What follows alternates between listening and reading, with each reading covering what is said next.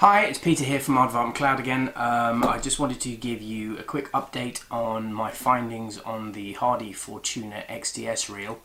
I did a little product review and a comparison between the XDS and the old Fortuna X a little while ago, and since then I have had the opportunity to fish with it hard in the Seychelles, and I just wanted to follow up with some further thoughts that I had on that reel, and also introduce you to the other models which I've now got my hands on. So we've got the 8000, the 10,000 and the 12,000. I thought I'd do a quick look at the reels individually and do an unboxing.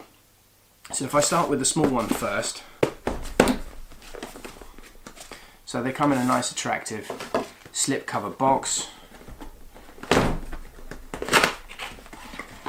Inside we have the reel in a neoprene case. We have the all-important small screw key, which allows you to change the drag from left-hand wind to right-hand wind, and the Fortuna XDS series instructions and the guarantee. So looking at the reel, unpop it.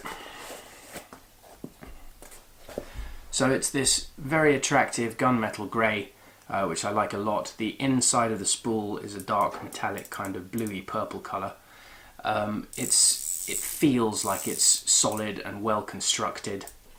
I'm particularly a big fan of the colour coded drag knob on the back, which still has the 340 degree travel, but you can very quickly see whereabouts you've got your drag setting placed, which is very useful when you're in the middle of a fish fight.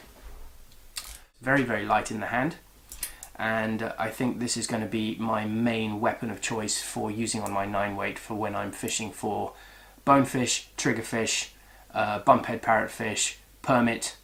It'll do all of those, because even though it's small and you're fishing a relatively small line weight, it's got the power in the drag system to back that up. There's not many reels in that class which have got a drag like this one. It's registered for an 8, 9, 10 class, and they refer to it as weight forward 10 with 187 yards of backing. I personally feel that I think that's a little small for a 10-weight reel. I'm not sure that I would put a 10-weight on there, but I think it's a perfect 9-weight application. The way that they've ported out these reels, I think is really good. It's reduced the weight considerably. You've got a nice smooth beveled edge, which is perfect for palming, and again you've got this quick screw unlock, which you just literally unscrew and pop the spool off, and there's the drag mechanism inside, which you can see is a completely sealed unit. The nut for the reel remains on there, so it doesn't come off, so there's nothing to lose. It just pops straight back on again, screw it up, and that's a really solid reel. There's no movement in it. I've always been a huge fan of the drags on these reels anyway. It's incredibly strong, incredibly powerful. They're all rated at over 30-pound drag, which to be honest is a little bit OTT for a bonefish reel, but nevertheless is nice to have in your armoury. I have actually caught bumphead parrotfish and small GTs on my 8-weight rig or 9-weight rig, because that happened to be the rod that I had in my hand, and I managed to land the fish, mostly because of the fact that I had a reel with a decent drag in it. So that's the 8000 XDS. Fortuna, the XDS stands for Extreme Drag System. Now we come to the 10,000.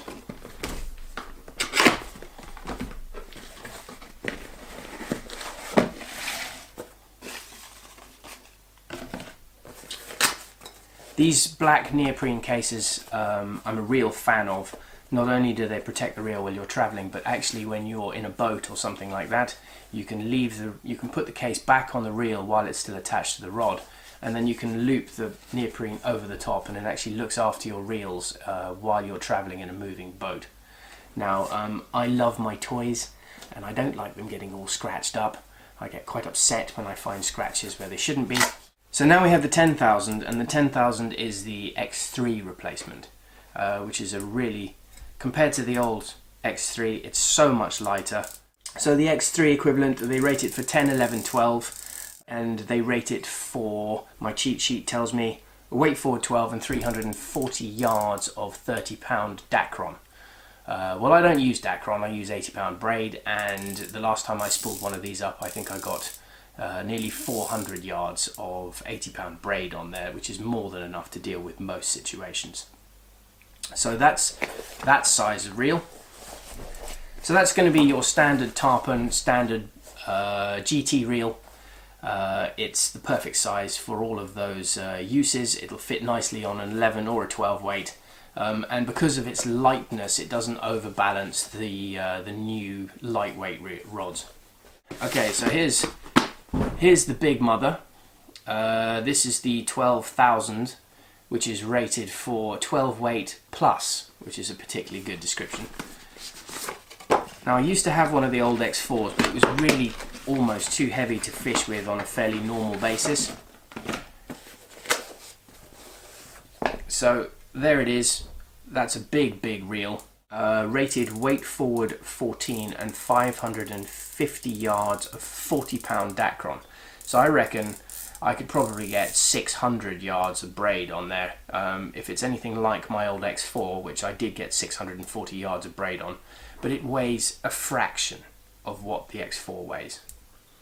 So that is definitely going to be your reel for blue water fishing, big game fishing, some of the dredging that we would do down in the Indian Ocean or in the Pacific on the big 600 grain lines where you might hit a big dogtooth tuna or something like that.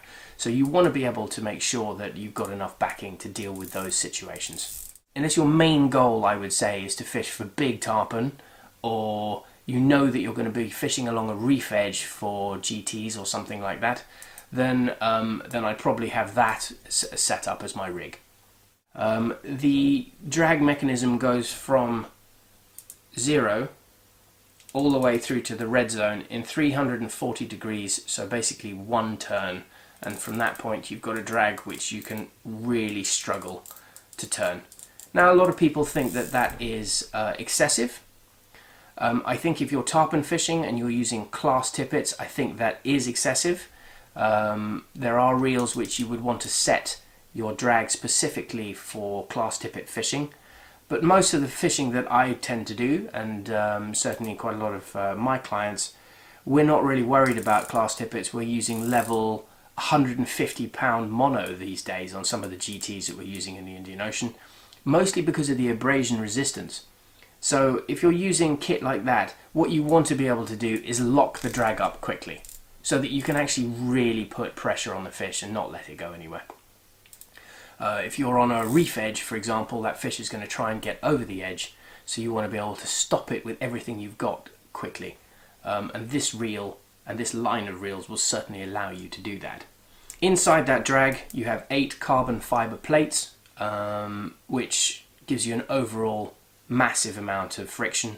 I know that modern drag systems are all built in that description, so what they do is they tend to stack the carbon plates rather than having a big cork caliper like they used to in, say, the T-bores, the old Gulfstream, which was my set in stone favourite for many years. So this stacks a series of carbon fibre plates which increases your coefficient of friction, and that massively improves the strength of the drag. We took these reels to Providence Atoll in the Seychelles, where I had the chance to put them through their paces. They spent the whole week totally submerged in salt water, and I tried hard to break them, and failed. The 8,000 accounted for some lovely bonefish which it handled with ease, and the 10,000 made fighting GTs a joy. I found I could give them a really hard time with that drag, and the quicker you can land them, the stronger they go back. I struggled to find fault with them. They're fantastic reels, I highly recommend them.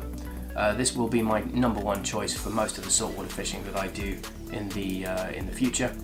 And I hope you found this video of use, and please like and subscribe. We look forward to having you visiting our channel and seeing more of the information that we'll be posting. Thanks a lot. Until next time.